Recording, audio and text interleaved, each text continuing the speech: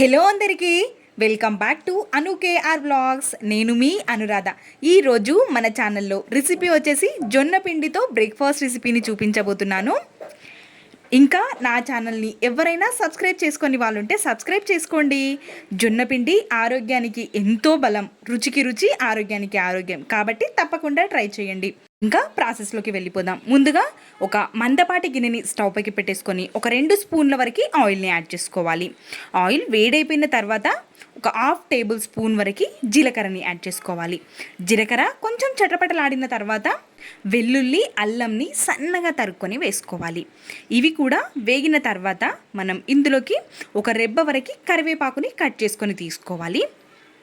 ఇందులో మనం స్పెషల్గా ఇక్కడ యాడ్ చేసేది తోటకూర ఆకులని సన్నగా కట్ చేసుకొని తీసుకుంటున్నాను.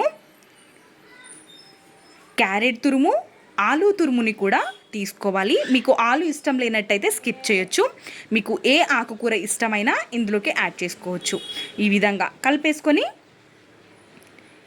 ముందుగా వీటిని మాత్రమే ఫ్రై చేసుకోవాలి. ఫ్రై అవ్వాలి అంటే కొంచెం మూతని కవర్ చేసుకుంటే తొందరగా ఉడుకుతాయి. మూతని కవర్ చేసుకొని ఒక 50% వరకు ఉడకనివ్వాలి. 50% ఉడికిన తర్వాత మూతని ఓపెన్ చేసి ఇప్పుడు ఇందులోకి 1/2 టేబుల్ స్పూన్ వరకు పసుపు, 1 స్పూన్ వరకు కారం, రుచికి సరిపడా ఉప్పుని కూడా వేసి మొత్తం మిక్స్ అయ్యే విధంగా ఒక్కసారి కలిపేసుకొని 1 స్పూన్ వరకు నువ్వుల్ని కూడా యాడ్ చేసుకోవడం వల్ల రుచి చాలా చాలా బాగుంటుంది. ఇప్పుడు ఇందులోకి మనం 1 కప్పు వాటర్ని, ఇంకో 1/2 కప్పు వాటర్ని కూడా యాడ్ చేసుకోవాలి.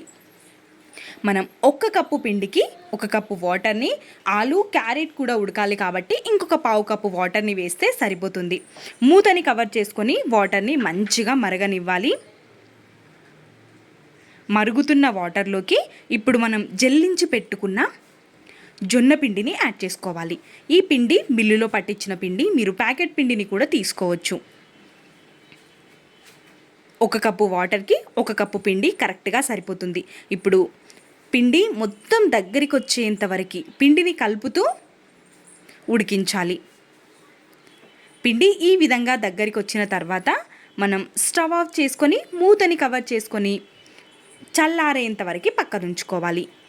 ఒక 5 మినిట్స్ తర్వాత తెరిచి చూస్తే పిండి మంచిగా చల్లారి సెట్ అయిపోయింది. ఇప్పుడు ఈ పిండిని మనం కొద్దిసేపటి వరకు మర్దన చేసుకోవాలి.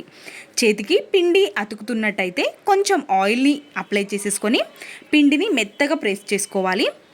పిండి ఈ విధంగా ఉన్నప్పుడు పిండిని పక్కన ఉంచేసుకొని బటర్ పేపర్ని కానీ కవర్ని కానీ ఈ విధంగా రౌండ్గా కట్ చేసేసుకొని చేతికి కొంచెం నూనెని అప్లై చేసుకొని కవర్కి కూడా ఆయిల్ని అప్లై చేసి మనం పిండిలో నుంచి ఒక చిన్న ముద్దని తీసేసుకొని రొట్టెలాగా చేసేసుకోవడమే.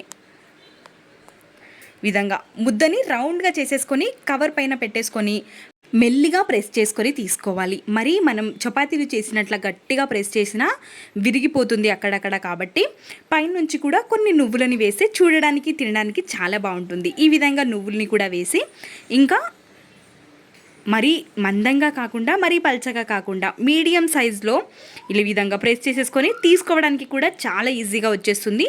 స్టవ్ పైకి ప్యాన్ని పెట్టేసుకొని 1 స్పూన్ వరకు ఆయిల్ని వేసి మనం చేసుకున్న రొట్టెని వేసేసుకోవాలి.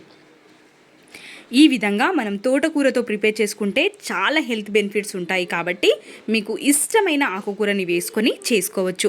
హెల్తీ రెసిపీ కాబట్టి తప్పకుండా ట్రై చేయండి. జొన్న పిండితో చేస్తున్నాం కాబట్టి వేగడానికి కొంచెం టైం పడుతుంది.